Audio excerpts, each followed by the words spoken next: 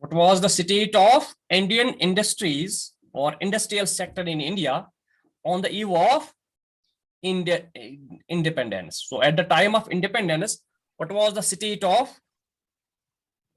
industrial sector in India? So we can say the systematic deindustrialization is the term that described the states of industrial sector during the British rule. Deindustrialization, system of deindustrialization. That means to decrease the number of industries in India, to decrease the growth of industrial sector in India. So we can say to pressure or to slow down the handicraft sector in India. So what was the state of industrial sector? We can say two major things happened during British rule. First, there was decay of world famous traditional handicraft industry. The handicraft industry of India was very famous throughout the world. It was downgraded by Britishers due to its different discriminatory policies. So, first of all, you write down discriminatory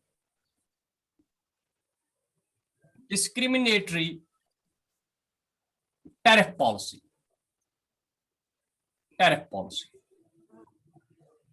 Discriminatory tariff policy of the government, of the British government.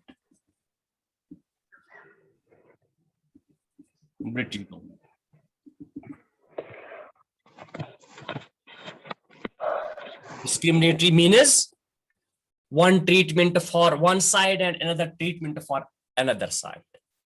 One rate for one person and another rate for another person. One price for one and another price for another. Oh. Generally, we see that the British needed raw material from India, and also they need market for finished goods.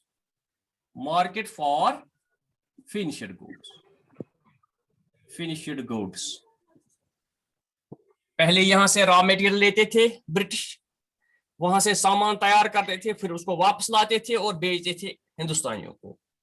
So this was the policy of Britishers. What they did to forward this policy, Britishers allowed tariff-free exports. The British government allowed tariff means taxes, tax-free exports of raw material from India.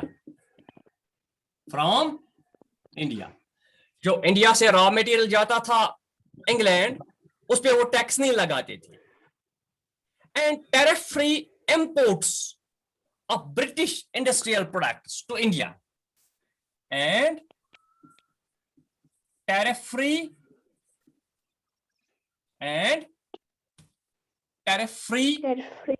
yes imports, tariff-free imports of British products coming to India or sold in India. देखिए क्या होता था, अगर ये India है, ये British है, if this is India and this is British, this is Britain, तो इंडिया से जो माल जाता था रॉ मटेरियल, वो ब्रिटिशर्स को लेना पड़ता था, उस पे नो टैरिफ, नो टैक्स. इसी तरह जो ब्रिटेन से माल आता था, फिनिश्ड प्रोडक्ट्स, उस पे भी कोई टैक्स नहीं, no tax. So this was the policy. So on both sides they Sir. were benefiting the British industries. Understand हो गया? तो इंडिया एक्सपोर्ट करता था. Yes. सर बोर्ड अच्छे से नहीं दिख रहा है. सर क्वालिटी थोड़ा इंक्रीज कीजिए. क्वालिटी क्या इंक्रीज करूंगा? सर कुछ भी नहीं दिख रहा है. नेटवर्क में प्रॉब्लम मत है आपको? No sir. बाकी बच्चों को क्या हो रहा है? उनको कुछ आता है? Yes sir. आपको दिख रहा है? सर दिख रहा है मगर समझ में नहीं आता है सारा. थोड़ा लिखने में भी है, थोड़ा सॉफ्ट नहीं है लिखा हुआ, थोड़ा तेज दिखता हूं ना. यह है the British needed raw material from India and also they need market for finished goods, that is Britain finished goods. British government allowed tariff-free exports of raw material from India and tariff-free imports of British products coming to India. So this was the policy. जो India से जाएगा माल वो भी tax के बगैर for British industries, जो Britain से माल आएगा इंडिया उस पर भी कोई टैक्स नहीं. तो on both sides the benefit was given to the British industries. Pretty sure. Yes. Second point of लिख लीजिए.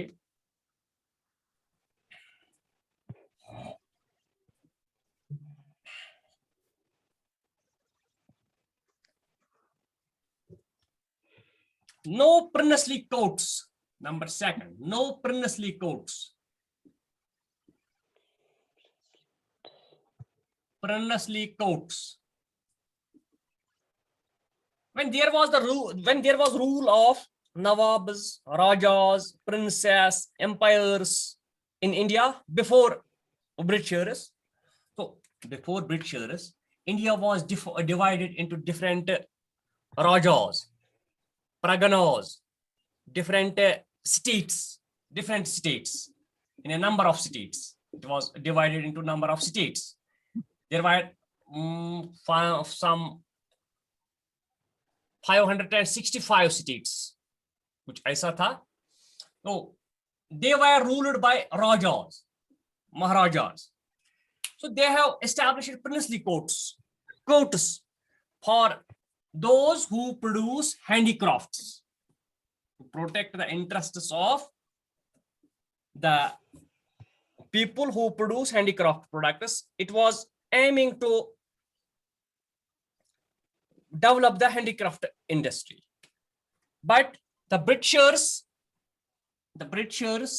ended the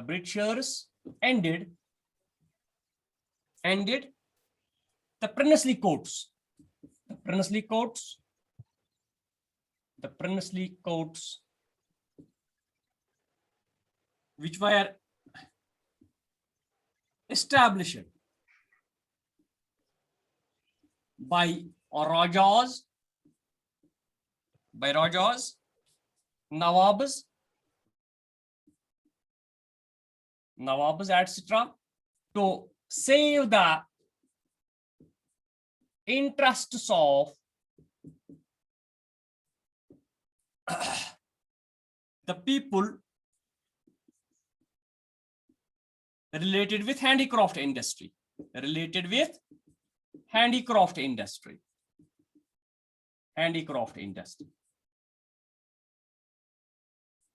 So those people who are related with man-made products, who are producing man-made products, to save their interests, they have established Rajas, Nawabas, they have established princely courts, but the Britishers ended those princely courts. Number third was competition from machine-made product. Machine-made products from British were allowed low-cost products and gave a stiff competition to the handicrafts in India. So there are two types of products. One is man-made product and another is machine-made product. when we compare the cost structure. Generally, those products which are made through machines, they become low cost. So, and the man-made products are high cost products. We can say that the machine-made products give tough competition to the handicrafts or man-made products, and machine-made products excelled the Indian handicrafts. And in this way, the man-made products do not face the competition and have gone off from the market. So competition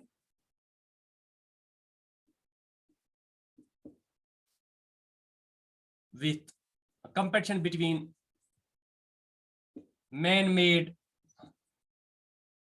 products and machine-made products. Machine-made products. Machine-made products. So we can say that the machine-made products are low-cost products. Machine-made products are low-cost products, which give stiff competition or tough competition. Tough competition to man-made products. Man-made products, or we can say handicrafts. Handicrafts.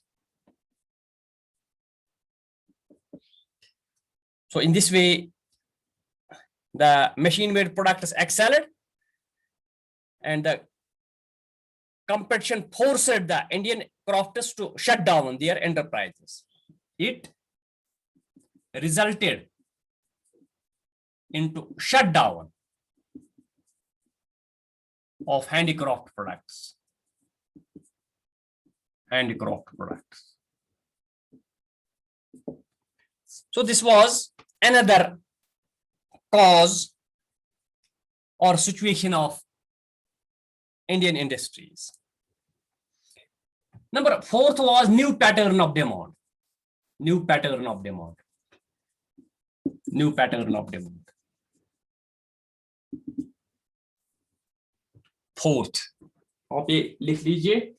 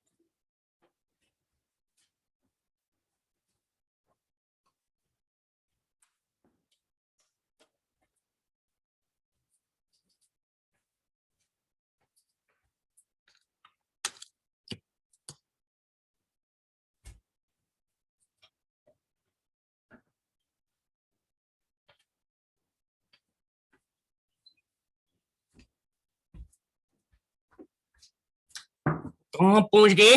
New pattern of demand. Due to impact of British culture, a new class emerged in India, which was keen to adopt the Western lifestyle. So due to British culture,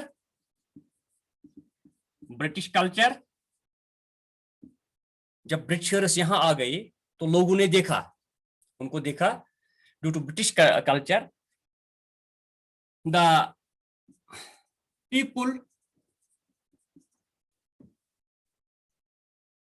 changed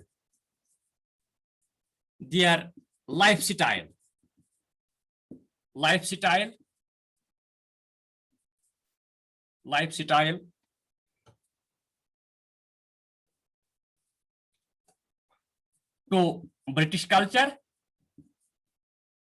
to British culture, they changed their demand. they changed their demand from Indian goods to British goods. Indian goods to British goods. जब Britishers यहाँ आ गए, जो वो चीजें इस्तेमाल करते थे, यहाँ के लोगों ने भी ऐसी ही चीजें इस्तेमाल करने लगे.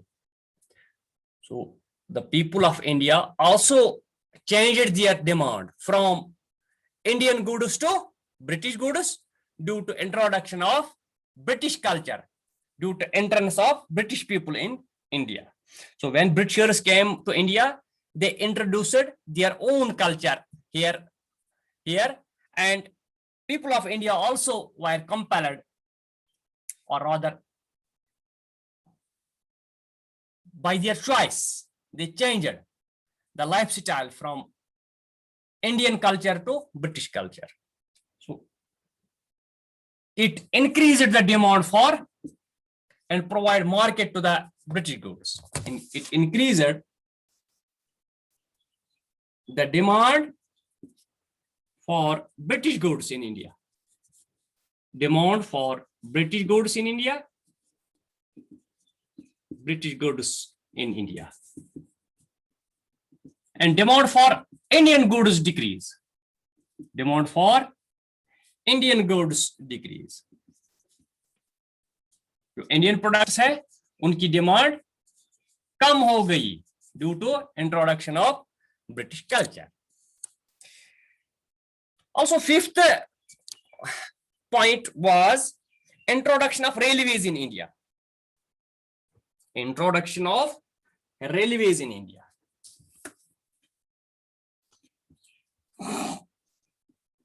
Next cause, the state of Indian industries. Fifth was introduction of railways. Introduction of railways in India. इसका क्या इम्पैक्ट हो गया railways in India?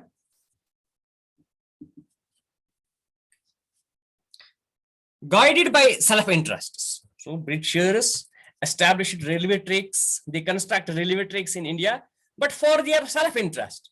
The British government introduced railways in India.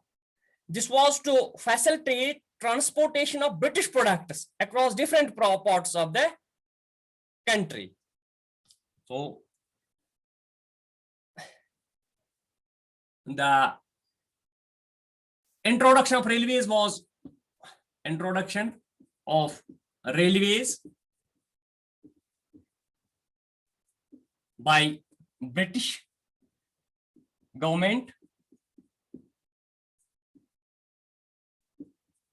was also based on self-interest.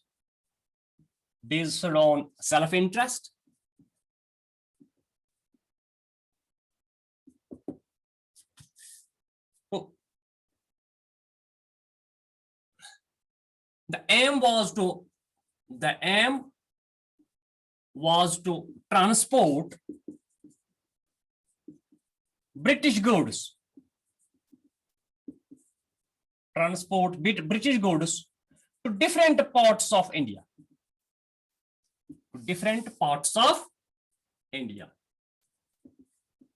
What was the aim of introduction of railways? It was to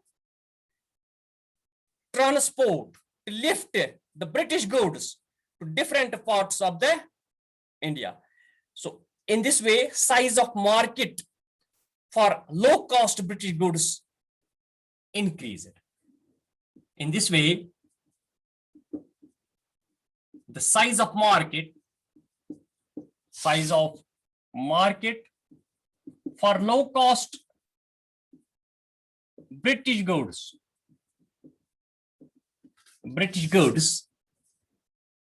increased.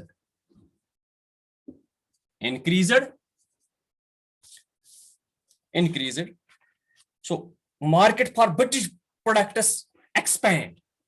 The market for British products increase.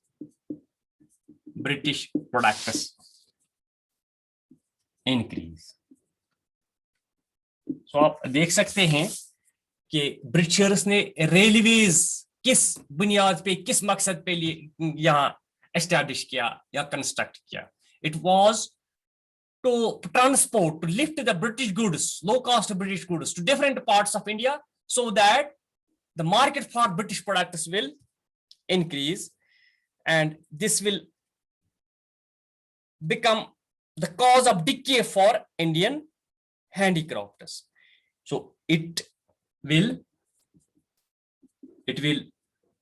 decay the Indian handicraft products.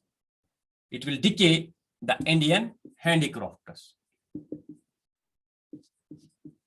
When British products, low cost British products reached to every part of the country, people bought low cost British products. They do not buy Indian handicrafts, Indian made goods. In this way, there has been decay, there has been death of Indian products. So this was the situation of Indian